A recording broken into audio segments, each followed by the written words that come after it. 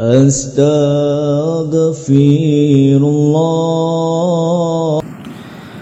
Dari Abi Hurairah radhiyallahu an, dia berkata, tahukah kalian siapa orang-orang yang bangkrut dari umatku pada hari kiamat?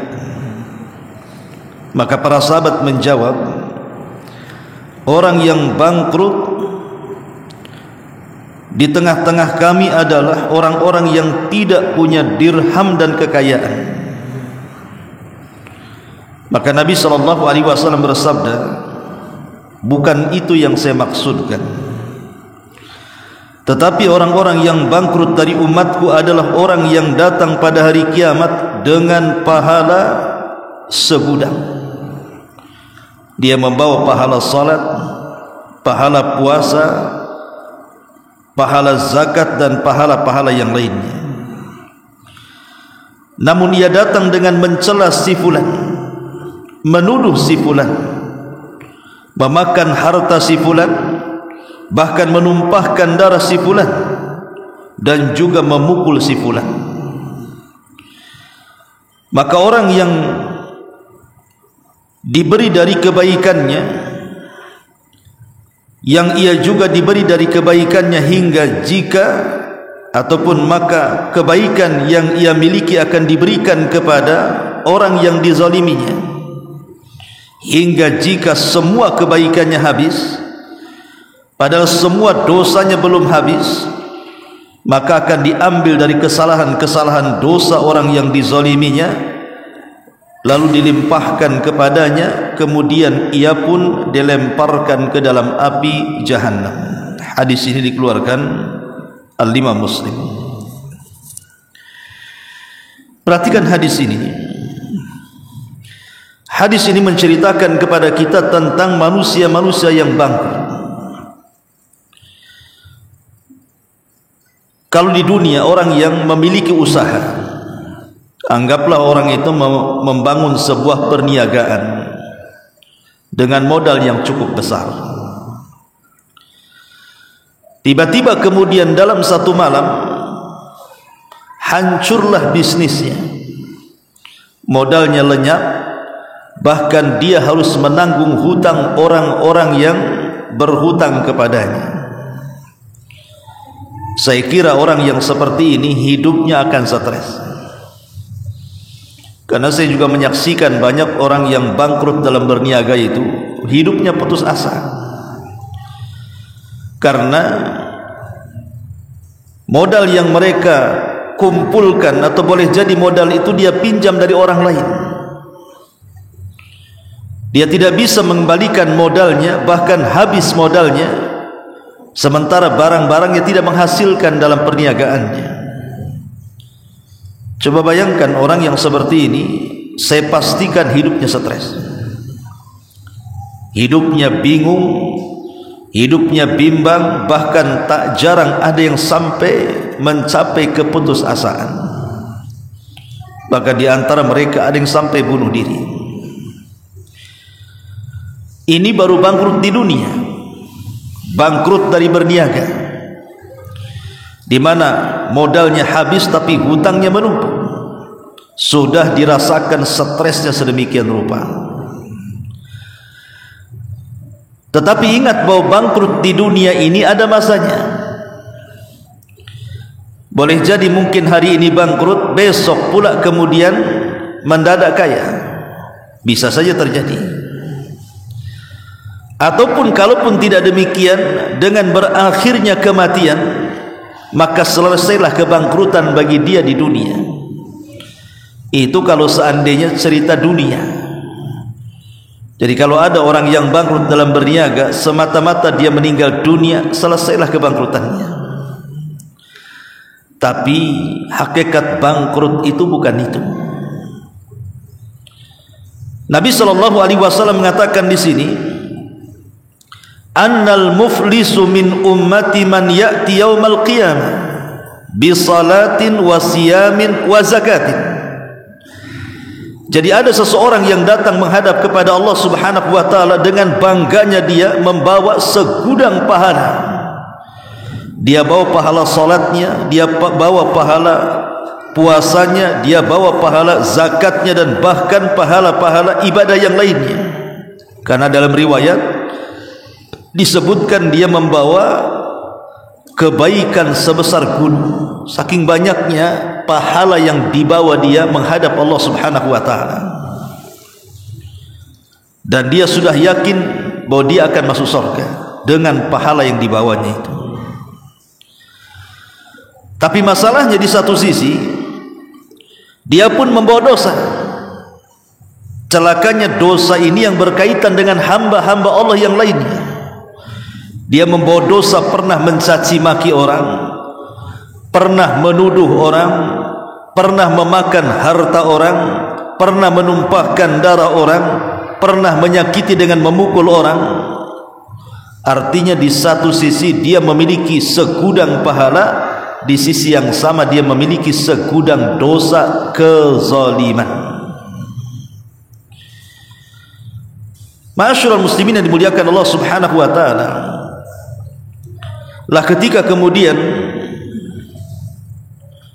orang yang berbuat zalim dan orang yang dizalimi itu ketemu, di mana ketemunya? Di sebuah tempat yang disebut dengan kantor. Karena itu disebutkan dalam sebuah hadis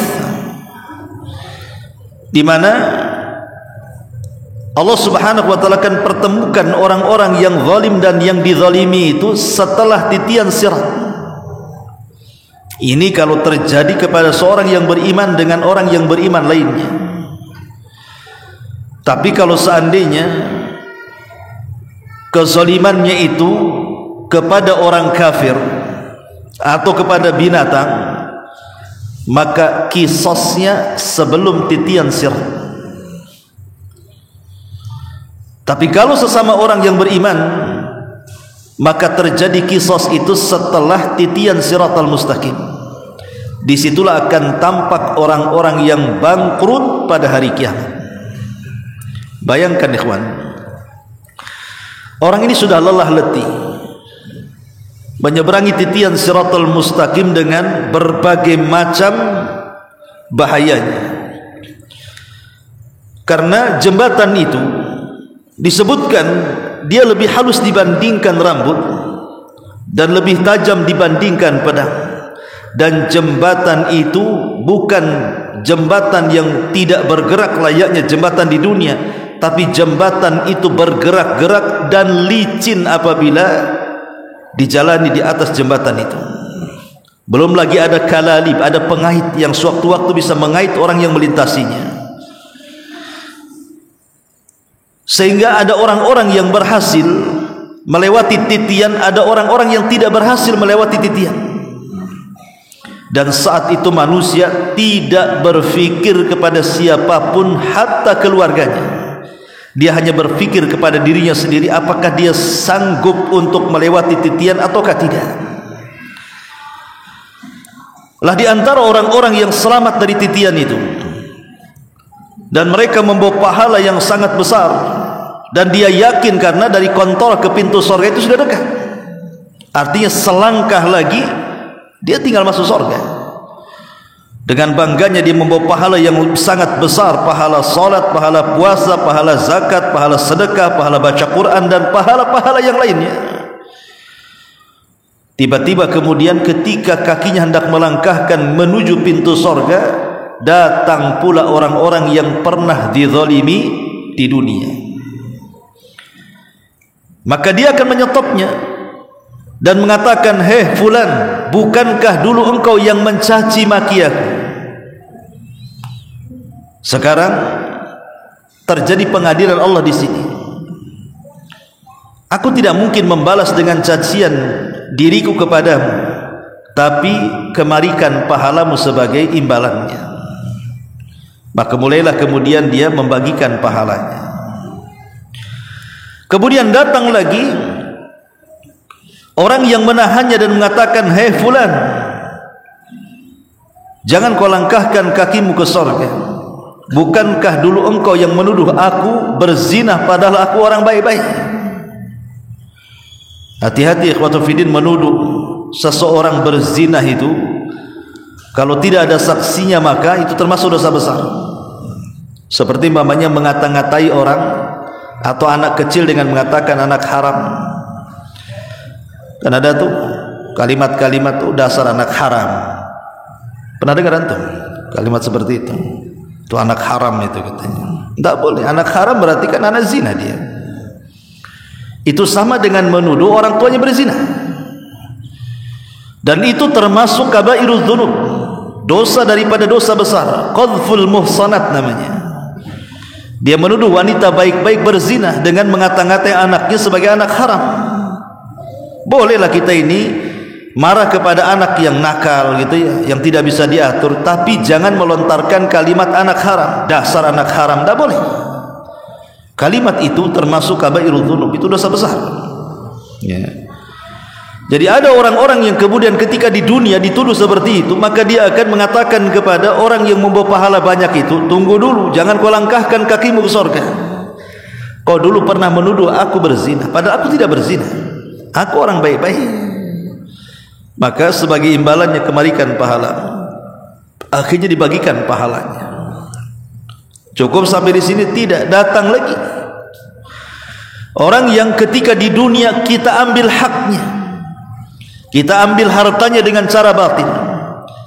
Boleh jadi dengan cara mengurang-urang takaran, mengurang-urang timbangan, mengurang-urang meteran dalam berniaga atau curang dalam dagangan, atau dengan cara mencopet, dengan cara merampok, dengan cara merompak, atau dengan cara menipu, berbohong, berdusta dan yang semacamnya, atau dengan cara berjudi, judol dan yang semacamnya.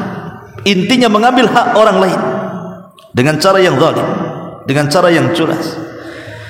Maka akan datang menghadap kita dan mengatakan, tunggu, jangan kau langkahkan kakimu ke surga, dulu kau mengambil hartaku. Dulu aku membeli sesuatu kepadamu, kau kurang-kurangi itu takaranmu, kau kurang-kurangi meteran. Sekarang mana pahalamu? Akhirnya dibagikan pahalanya. Tiba-tiba datang lagi orang yang mengatakan, tunggu dulu, jangan kau langkahkan kakimu ke surga, bukankah engkau yang membunuh aku? Katanya. Orang-orang yang dibunuh ini akan berbeda kisahnya, sebagaimana disebutkan oleh Ibnu Abbas radhiyallahu anhu. Jadi orang-orang yang dibunuh atau korban pembunuhan, nanti pada hari kiamat tangan kanannya akan memegang kepalanya dan tangan kirinya akan menyeret orang yang membunuhnya. Walaupun ketika di dunia dia tidak dibunuh dengan cara dipenggal kepalanya, tapi begitulah dia menghadap Allah, kepalanya dipegang, kemudian orang yang membunuhnya diseret, kemudian menghadap Allah subhanahu wa ta'ala dan mengatakan, ya Rabb, sal hadha lima qatalani. Ya Rabb, tanya orang ini kenapa dia sampai membunuhku. Ya Rabb, sal hadha lima qatalani. Ya Rabb, tanya orang ini kenapa dia sampai membunuh aku. Akhirnya kemudian ketika orang ini sudah tidak memiliki pahala karena sudah dibagi-bagi kepada orang-orang yang tadi yang pernah dicacinya, dimakinya, digibahnya, dihasadnya, disihirnya dan begitu seterusnya, habis pahalanya, sehingga dia untuk membayar hutang pahalanya sudah tidak ada lagi. Maka orang ini akan mengatakan, ya tidak apa-apa, kamu tidak memberikan pahala kepadaku tidak ada masalah, tapi aku punya dosa, tolong tanggung dosaku. Yang lain mengatakan, tolong tanggung dosaku, tolong tanggung dosaku. Akhirnya apa? Pahalanya habis dibagi-bagi, sementara dia harus memikul dosa orang terhadap dirinya. Itulah yang disebut dengan bangkrut secara hakikat. Gimana tidak bangkrut? Pahala habis, dosa orang perlu ditanggung dia. Seperti orang usaha modal habis, utang pula numpuk. Antum mau usaha utang ke bank 1 miliar, 2 hari bangkrut, modal habis, antum harus nyicil ke bank. Apa enggak stres itu? Ya. Masyaallah muslimin yang dimuliakan Allah Subhanahu wa taala, Al-Imam Ibnu Utsaimin rahimahullahu taala, beliau memberikan catatan kepada hadis ini. Kata beliau, dalam syarahnya Riyadhus Shalihin, wa sadaqan Nabi sallallahu alaihi wasallam fa inna hadza huwal muflisu haqqan, dan telah benar ucapan Nabi sallallahu alaihi wasallam, maka gambaran dalam hadis ini adalah gambaran sebenar-benarnya manusia-manusia bangkrut pada hakikatnya. Amal muflisud dunya fa inna dunya ta'ti wa tadhhab. Adapun orang yang bangkrut dalam urusan dunia, dunia ini terkadang pergi terkadang datang. Hari ini kita bangkrut, besok kita untung. Rubbama yakunul insan faqiran wa yumsi ghaniyan. Boleh jadi mungkin, kata Syekh Utsaimin, di pagi hari dia fakir, sore hari sudah kaya.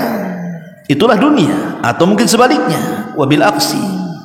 Lakin al-iflas kullal iflas, tetapi sebenar-benarnya kebangkrutan, an yuflisal insan min hasanatihi allati ta'iba 'alaiha, tetapi orang yang sesungguhnya mendapatkan kebangkrutan adalah ketika dia bangkrut dari pahalanya, sementara dia sudah lelah letih mencari pahala selama di dunia itu, rupanya hilang begitu saja. Lelah dia tengah malam bangun melawan kantuk untuk qiyamul lail. Lelah dia membaca Quran berjam-jam untuk mendapatkan pahala. Lelah dia mencari harta untuk disedekahkan. Lelah dia berpuasa, haji, umrah atau ibadah-ibadah yang lainnya.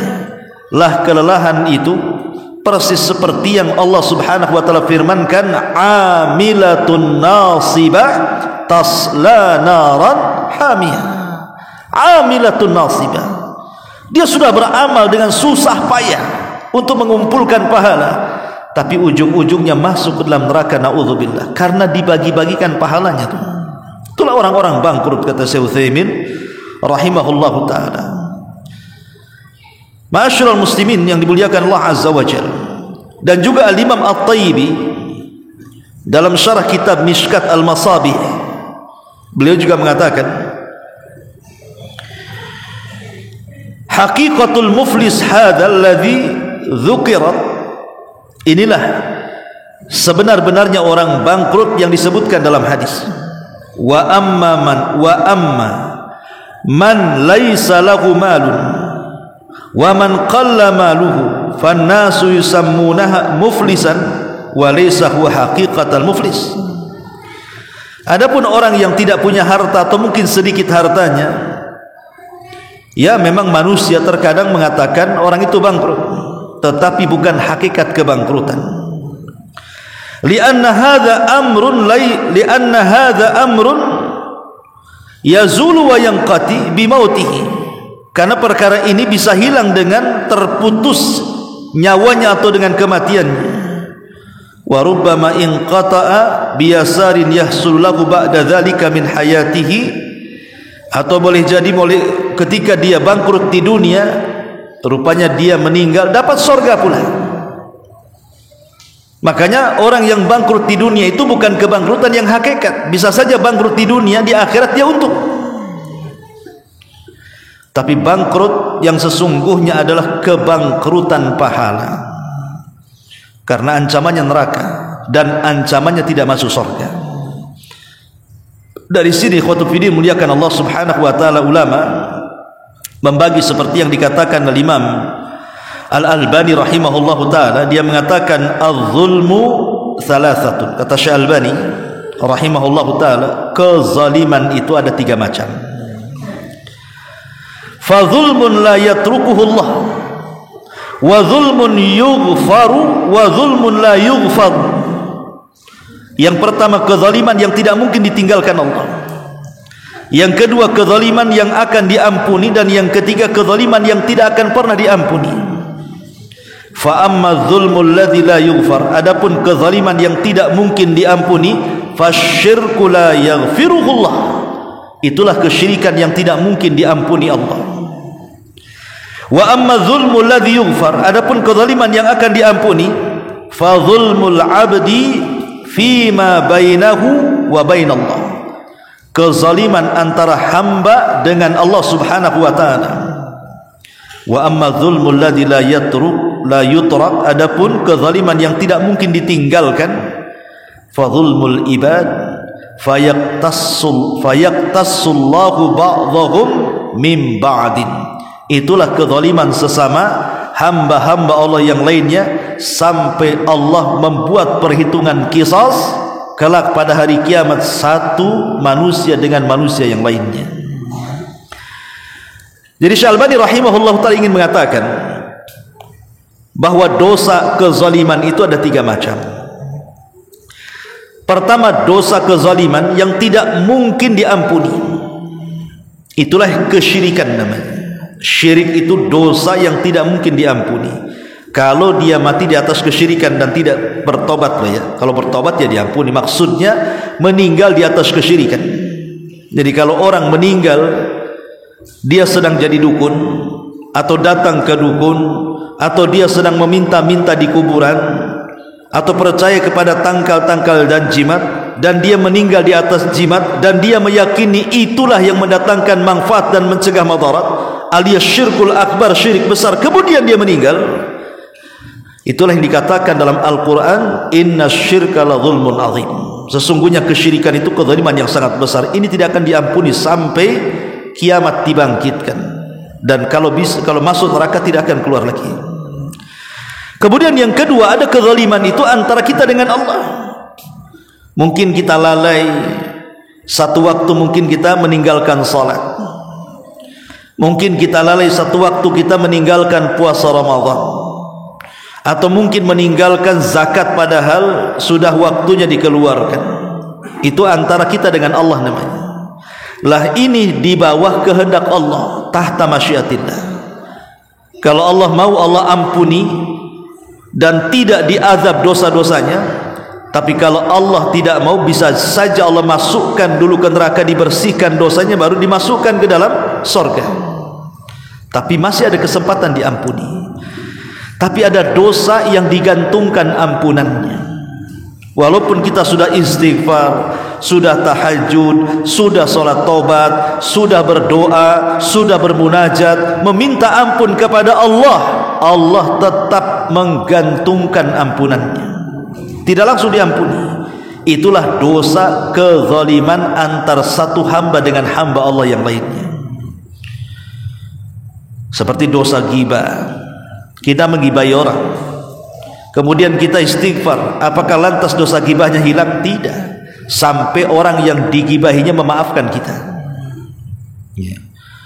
Atau mungkin kita mencaci maki orang, lantas kita istighfar, apakah Allah langsung mengampuni? Tidak, sampai orang yang kita caci maki itu memberikan maafnya kepada kita. Atau orang-orang yang kita ambil hak hartanya dengan cara zalim, apakah kemudian kalau kita mengucapkan astagfirullah diampuni? Tidak, sampai dikembalikan haknya.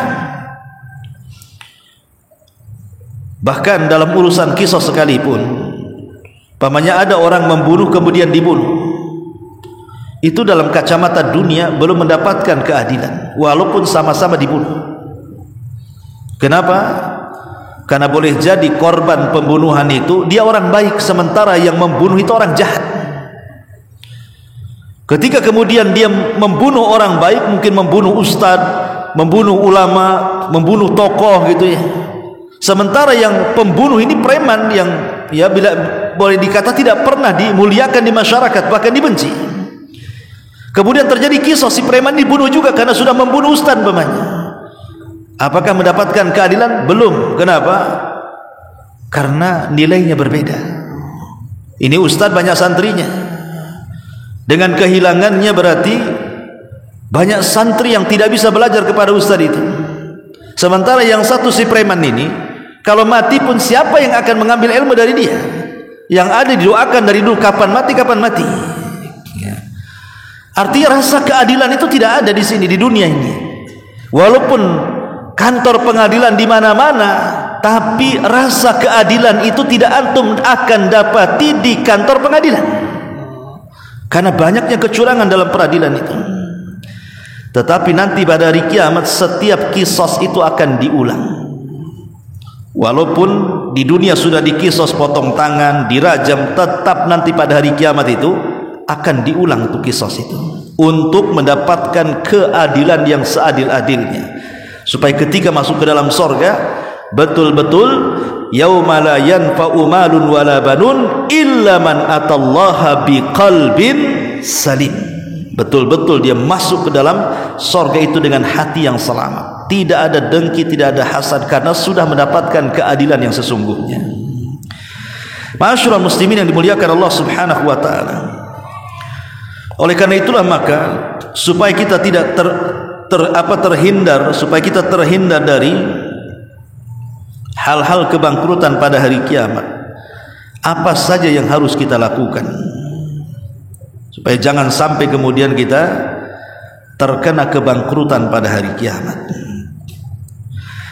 Ma'asyiral muslimin yang dimuliakan Allah Subhanahu wa taala, ulama menyebutkan di antara sebab-sebab supaya kita terhindar dari kebangkrutan pada hari kiamat, yang pertama,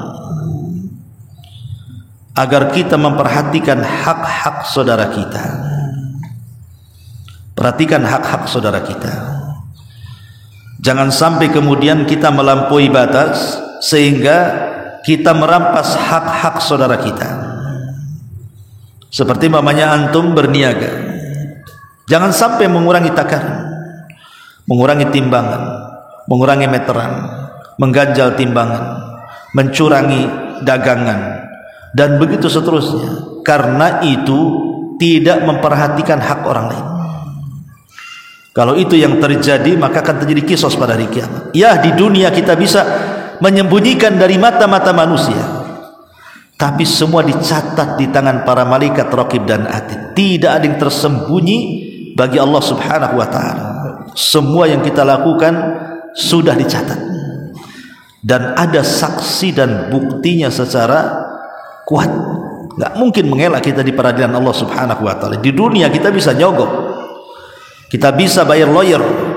Di akhirat lawyernya saja butuh lawyer. Di dunia lawyer dicari, di akhirat lawyernya stres, karena dia juga butuh lawyer.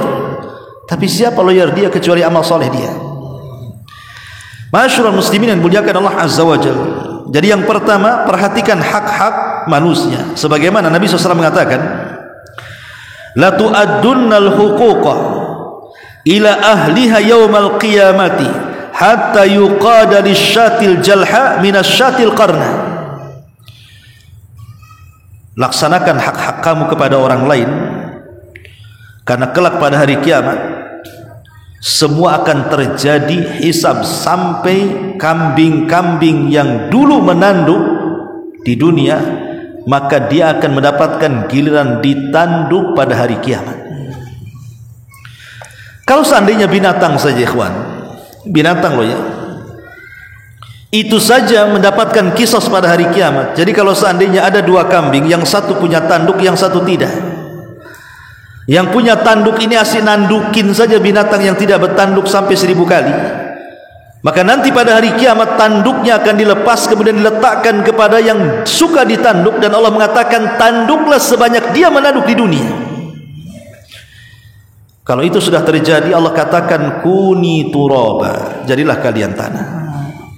Karena binatang tidak akan masuk neraka, mereka hanya dihisab saja, selepas itu menjadi tanah. Makanya orang-orang kafir ketika melihat hisabnya binatang, mereka tiba-tiba berteriak dan mengatakan ya laitani kuntu turaba. Dalam surah An-Naba, bagaimana orang kafir mengatakan ya laitani kuntu turaba, duhai kiranya aku menjadi tanah seperti binatang-binatang itu menjadi tanah. Mungkin? Mustahil. Manusia ada hisab dan ada azabnya. Ini yang pertama, laksanakan hak-hak kepada manusia. Yang kedua, jangan terpikir melakukan kezaliman. Jangan terpikir melakukan kezaliman, karena zalim di dunia saja akan mendapatkan akibatnya, apalagi di akhirat. Di dunia saja terkadang azab Allah itu disegerakan. Makanya Nabi SAW mengatakan dalam sebuah hadis yang sahih, ada satu dosa, kata Nabi SAW, yang disegerakan ukubatuhu qabla al-qiyamah, sebelum terjadi hari kiamat, al-baghyu wa qati'atur rahim. Al-baghyu itu kezaliman. Jadi kezaliman itu dosa yang terkadang disegerakan di dunia sebelum akhirat. Seperti yang dikisahkan oleh Imam Az-Zahabi rahimahullahu taala ketika dia menjelaskan tentang az-zulmu dzulumatun yaumal qiyamah. Kezaliman itu adalah kegelapan pada hari kiamat. Kemudian dinukilkan sebuah kisah orang yang melakukan kezaliman kemudian dikes balasannya di dunia. Kisahnya begini. Jadi ada orang yang berteriak-teriak di pasar dan mengatakan, man ra'ani fala yadlim minhu ahada. Siapapun yang melakukan kezaliman, stop, jangan lakukan lagi. Siapapun yang melakukan kezaliman, stop, jangan lakukan lagi. Lihat diriku. Ketika itu dia puntung tangannya. Jadi satu tangannya itu puntung karena diamputasi. Sambil mengacungkan sisa tangannya yang puntung itu, dia mengatakan, siapapun yang melihat aku, stop, jangan melakukan kezaliman. Kemudian ada orang yang mengatakan, fulan, kenapa engkau mengatakan seperti itu? Barulah dia bercerita bahwa satu hari dia sedang lewat di sebuah tepian lautan. Tiba-tiba datang nelayan membawa satu ikan yang sangat besar, dan itu akan dijual untuk makan dia dan anak istrinya. Tapi dirampas sama dia dan diancam, kalau ikan tidak dikasihkan maka aku akan membunuhmu. Ketakutanlah sang nelayan, akhirnya diberikan ikan itu kepada orang jahat ini. Rupanya di tengah jalan, kata Imam Zahabi, ikan itu dihidupkan sesaat oleh Allah tapi mati lagi, hanya untuk menggigit jarinya saja. Jadi ketika dia bawa ikan, tiba-tiba hidup sesaat, digigit jarinya, habis itu mati lagi, hanya untuk gigit saja kemudian mati lagi. Sampai di rumah, dengan senangnya dia pun masak ikan itu, dia makan dengan lahap sampai habis. Tengah malamnya dia tidak sadar bahwa gigitan ikan itu rupanya membawa bisa yang sangat menyakitkan. Rupanya gigitan ikan itu ada bisanya. Dia pun semakin malam semakin larut, semakin malam semakin larut, rasa sakitnya semakin tidak tertahankan. Tidak ada yang tahu rasa sakitnya kecuali Allah. Menjerit dia kesakitan akibat bisa. Keesokan harinya dia datang ke seorang tabib, seorang dokter. Kata tabib, ini tidak bisa. Tidak bisa diobati kecuali harus diamputasi pergelangan tangan. Bayangkan, baru saja kemarin nyuri ikan atau merampok ikan, hari ini sudah dipotong tangannya. Akhirnya dipotong tangannya tuh, pergelangan tangannya dipotong segini. Rupanya keesokan hari disangkanya sudah selesai, rupanya bisa itu sudah menjalar ke sini. Kata dokter harus dipotong juga di sini sikutnya. Akhirnya dipotong.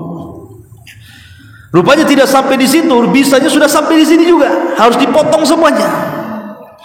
Tapi sang dokter heran, karena dia juga sering menangani kasus yang sama, tapi bisa diobati dengan cara diamputasi. Tapi kenapa kemudian bisa ikan ini bisa terus menjalar. Jadi mulailah dokter ini bertanya kepada orang jahat ini, ceritakan penyakitmu seperti apa. Baru dia menceritakan bahwa aku tergigit ikan dan ikan itu hasil rampokan. Kata sang dokter, subhanallah, dokter ini orang soleh. Coba sebelum kau datang kepadaku mengeluhkan penyakitmu, kau cari orang yang punya ikan itu, kau minta maafnya.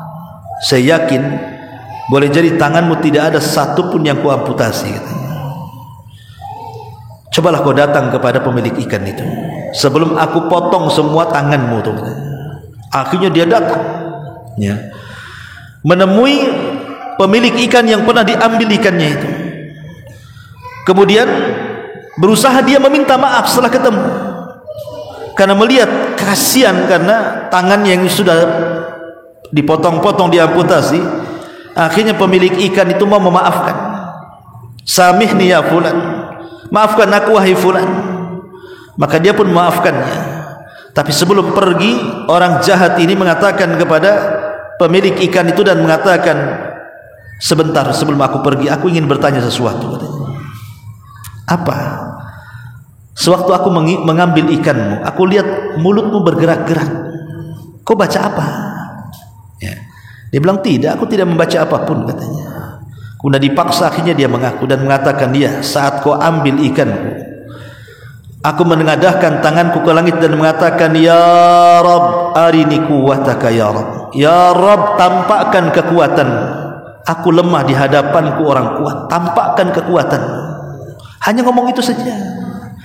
Tapi ingat bahwa doa orang yang dizalimi itu pasti melesat ke langit, menembus awan-awan.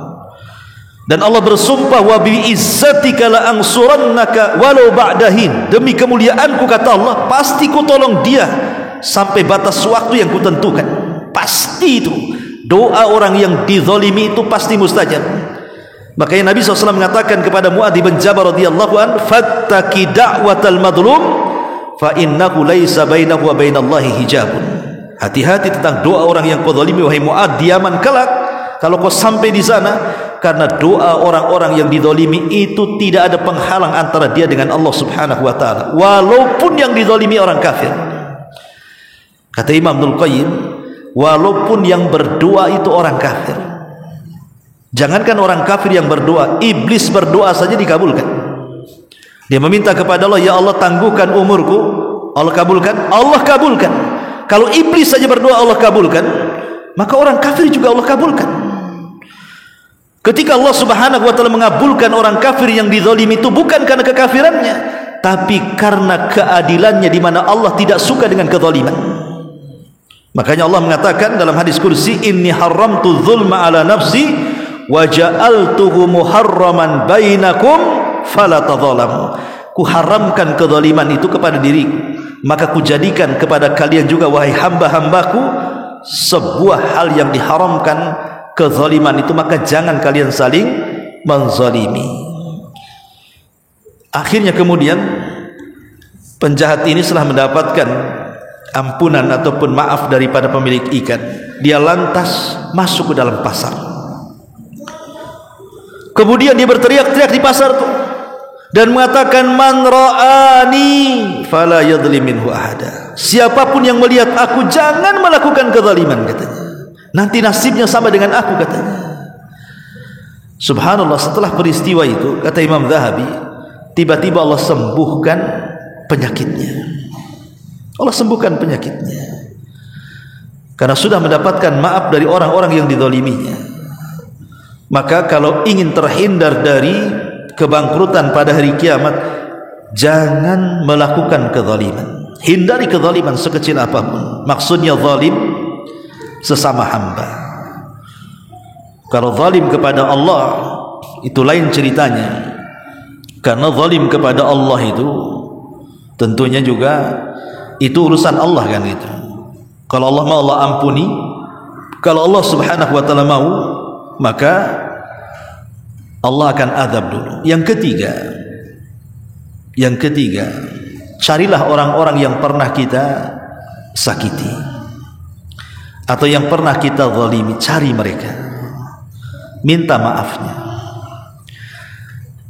Sekelas Nabi SAW, ikhwan, tidak mungkin Nabi SAW melakukan kezaliman, karena Rasul itu maksum. Rasul itu terpelihara dari dosa besar. Kezaliman itu dosa besar. Rasul tidak mungkin melakukan kezaliman. Tapi Nabi SAW ingin mencontohkan kepada umatnya di akhir-akhir hayatnya, di khutbah terakhir sebelum wafatnya. Nabi SAW mengatakan di hadapan para sahabat, man kuntu syatamtu irdan, siapapun yang pernah ku caci kehormatannya, fahadha irdi falyaqtas minni, silahkan caci kehormatanku sekarang. Wa man kuntu akhadtu malan fahadha mali falyakhudh minhu, siapapun yang pernah aku ambil harta dan kekayaannya, nih hartaku, ambil sekarang. Wa man kuntu darabtu dhahran fahadha dhahri falyaqtas minhu, atau siapapun yang pernah ku pukul pundaknya, nih pundakku sekarang, silahkan pukul pundakku. Ini Nabi SAW mengatakan seperti itu di atas popularitas beliau, kejayaan beliau. di atas suksesi kepemimpinan beliau, karena di akhir hayat beliau sudah menguasai Mekah dan Madinah dan kaum muslimin sudah menyebar, dan tidak mungkin juga Rasul melakukan kezaliman. Tapi Rasul mengatakan seperti itu, siapa yang pernah ku ambil hartanya, datang kemari ambil hartaku. Siapa yang pernah mencaci maki, yang pernah ku caci maki kehormatannya, silahkan datang sekarang caci maki kehormatanku. Atau siapa yang pernah ku ambil atau ku pukul punggungnya, silahkan datang, nih punggungku pukul. Rupanya ada seorang sahabat namanya Sawad, sebagaimana disebutkan oleh Imam Ibnu Hisham, seorang pakar sejarah. Sawad ini ingin mengkisos Nabi. Kenapa? Karena saat perang Badar, ketika Rasul membariskan sahabat, si Sawad ini dia tidak mau berbaris lurus, agak ke depan, dan posisinya dia sedang tidak menggunakan pakaian di zaman Nabi kan kayak pakaian ihram, ya, pakai ihram, bukan kayak pakaian kita kan begitu. Kebetulan dia tidak memakai atasan, artinya dia telanjang dari atas pusar ke atas. Jadi Rasul bawa tongkat, didorong perutnya, ya, supaya mundur, maksudnya supaya sejajar gitu ya, karena dia terlalu maju dalam barisan. Jadi Sawad merasa sakit akhirnya. Kemudian di tengah-tengah Rasul berceramah, tiba-tiba Sawad datang dan mengatakan, "Ya Rasulullah, dulu kau pernah pukul perutku," katanya, "maka aku ingin mengkisos kamu." Bayangkan, Rasul sudah sakit-sakitan di akhir hayatnya, tiba-tiba ada sahabat yang berani mengatakan, "Ya Rasulullah, engkau sudah pernah memukul perutku, aku ingin mengkisos dirimu," katanya. Semua sahabat tertuju pandangannya kepada Sawad. Hampir-hampir Ali mengatakan, "Ya Rasulullah, biar perutku yang dipukul dia." Abbas mengatakan, "Biar perutku yang dipukul dia." Sahabat mengatakan, "Biar kami saja yang dipukul." Kata Rasul, "Tidak, dia tidak salah kepada kalian, dia urusannya dengan aku, biarkan dia maju." Akhirnya Sawad dimaju. Kata Sawad, "Mana tongkatnya?" "Carikan tongkat." Pegang sama Sawad. "Ya Rasulullah, waktu kau pukul aku tidak pakai baju," katanya. "Tolong bajumu," katanya, "dilepas." Kata Rasul, "Baik, dilepas bajunya." Apa enggak geram para sahabat? Kurang ajar ini di hadapan Rasul, ya. Tapi rupanya ketika hampir saja Sawad hendak memukulkan tongkat ke perut Rasul, dilemparnya tongkat itu, kemudian dipeluknya Nabi SAW. Kemudian dia menangis. Kata Rasul, "Ma hamalaka ala ma sana'ta ya Sawad?" "Apa yang kau lakukan wahai Sawad? Bukankah kau akan mengkisos aku?" katanya. "Kenapa kau lempar itu tongkat?" Dia mengatakan, "Ya Rasulullah, inilah yang aku inginkan. Aku hanya ingin kulitku bersentuhan dengan kulitmu, dan inilah terakhir kali perpisahan aku dengan kamu," katanya. Artinya di sini syahidnya adalah bagaimana Nabi SAW mengatakan kepada para sahabat, jikalau dia ada salah sekarang di dunia, tolong maafkan kesalahanku. Kalau memang ada harta yang diambil, datang kemari, aku akan kembalikan hartamu. Kalau ada kehormatan yang ku caci maki, inilah kehormatanku, silahkan caci maki sekarang. Kalau ada orang yang pernah dipukul, disakiti, inilah punggungku, silahkan sakiti aku sekarang. Kalau setingkat Nabi yang tidak melakukan kezaliman saja, dia melakukan seperti itu, apalagi kita harusnya melakukan hal yang sama dengan Nabi yang jelas-jelas banyak kezaliman kita kepada manusia, supaya kita tidak terkena kisos pada hari kiamat. Masyaallah muslimin yang dimuliakan Allah Azza wa Jalla, di antara orang-orang yang bangkrut pada hari kiamat, mudah-mudahan ada manfaatnya yang sedikit. Subhanallah bihamdika, asyhadu an la ilaha illa anta, astaghfiruka wa atubu ilaik. Allahu ta'ala alam. Assalamualaikum warahmatullahi wabarakatuh.